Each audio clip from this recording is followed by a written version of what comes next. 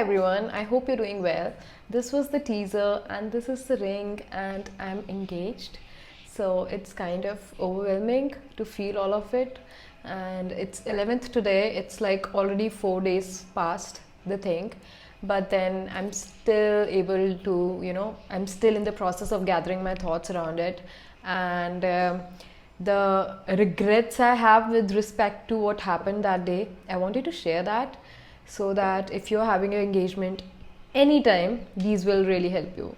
So again, I'm gonna keep it very, very honest, and just a disclaimer that I feel that regrets are a part of every function, and there were some things which were really planned but didn't go planned at all. At the same time, there were things that were not really planned but did go well.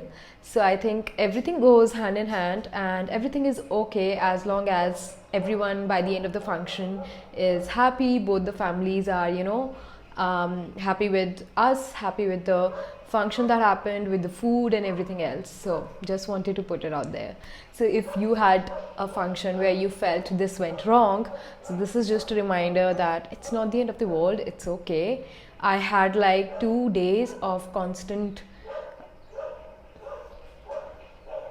Okay, this dog is continuously barking. Where was I? Yeah, so I had these last few days of where one time I'm feeling really happy and the other time I'm really feeling so much like my lehenga could have been like this, my dupatta could have been like this, my makeup and all of that thing, and so much of thoughts. But then I'm okay. Then let's get into the video, and I have like 5 major points that you can avoid in your engagement, in your haldi, mehndi, shadi, whatever important function where you are the main character. This is for you. So starting with the first one, which is, I have written it all here so that I don't miss a point. So the first is choose. Okay, I need to close the window. Wait.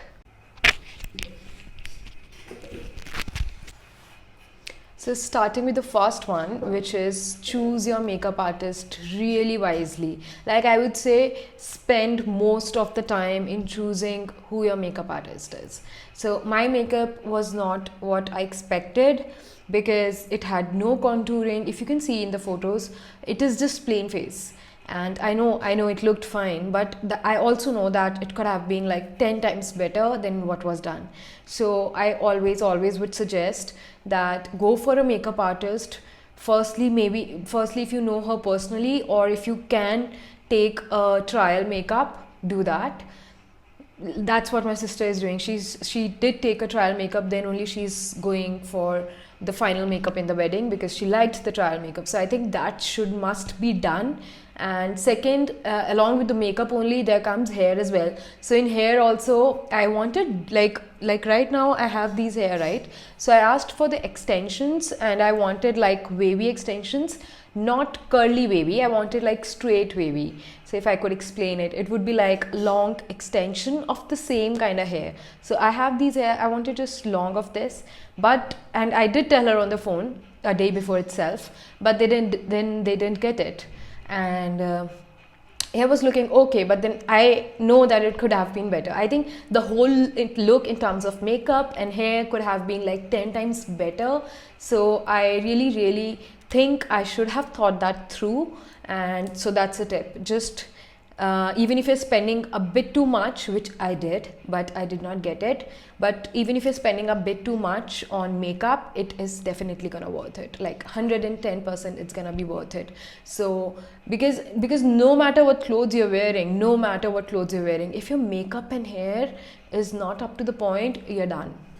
So I just wanted to put it out there very bluntly that makeup artist is an extremely important part of your look, and do not compromise on that. Do not be like, I don't care, I'll see that day. No, it doesn't happen. Nothing happens that day. Everything goes so quickly that you kind of settle for what you have got because you don't have enough time to explain them things. And yeah, so this was my first point. I really wanted to put it out there. Second is clothing. Now, oh my god, so I haven't shared this story actually on Instagram as well. So I did find a lehenga, which was not this lehenga. I did find a lehenga which had this mirror work, and I found it in Chandni Chowk, and it was really pretty. But then on the same day, like I bought it, and then I'm thinking, oh, it does not really, it's a beautiful lehenga, but then I felt like maybe it has a lot of mirror going on, and the only thing I wanted in my lehenga was it should not be ready made. I'll get it stitched, I'll get blouse stitched and everything, but then I cancelled that lehenga, which I feel if I shouldn't have done that, maybe I could have gotten my blouse according to me, because the next lehenga that I got was ready made, the blouse was ready made, and the blouse did not fit the way I would want to fit. Like for my engagement function, since it's the first function of the family's meeting, I really wanted the blouse to be decent. Like I wanted a U-cut from here which doesn't show any cleavage. I wanted it to be decent. I wanted it that if people are looking at me and there are like hundreds of photos taken, I didn't want any skin show at all personally. So but then I just couldn't help it, and since there was Shraddh, I couldn't shop then, and everything was so, since it was my first function, I think my brain just stopped working by the end of it, and I did not redo it. I actually did find another fabric which somehow matched the lehenga. I got that stitched, but when I wore that blouse and lehenga together, it looked like a complete different set. Like lehenga is different and blouse is different. So anyways, I did try my best with whatever time limit I had, but I still feel it could have been much better. So again, conclusion of the second point is decide if you want to go for ready-made or stitched. In my personal opinion, always go for a stitched blouse where you do know what you're doing, where you know the tailor perfectly well, you're getting it stitched way beforehand, and you know that, from where the blouse is looking like, how it is looking like from which part of your body, and you're perfectly fitted in it, and you're not feeling like something will be visible from here, something will be visible from here, something like that. Like you want to feel confident, and this is not just a evening party that you want to feel confident. This is like a whole family meeting scenario where you do want to look decent as well. So this is just my suggestion, personal suggestion, and a very big learning from this one event that I did. Now, third is, this is so important. So now you need to tell what I forgot to do. So I forgot to actually tell my sister or anyone who I knew would be responsible. I did not tell them that when I'm getting up from puja, make my dupatta like this. So for puja, I draped my dupatta like this so that nothing is visible from here. I made it like this because I found it really disrespectful to sit in puja with that kind of blouse, which I anyways didn't like. So, but then after the puja, there was ring ceremony in like 2 seconds.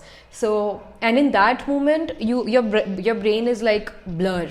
It's a brain fog. So you do not really understand. Like your look is the last thing that you care about at that moment. So same went with me. I did not care about. I did not even think about it. But I now regret that if I would have told my sisters that, when for ring ceremony, I want my pallu out and I want the sideways, so that when the picture is taken from the side, my waist is visible and my lehenga is visible more and all of that things. I didn't tell them to do it. So of course they didn't do it because I didn't tell them, of course. So this is one of the suggestion and one of the biggest learnings in my future events also, that do tell someone responsible, someone who you trust, that no matter what, tell me before the Jaimala, before the ring ceremony or anything, that this is what you want, and this is not looking good, and they come in between, just set it and go away.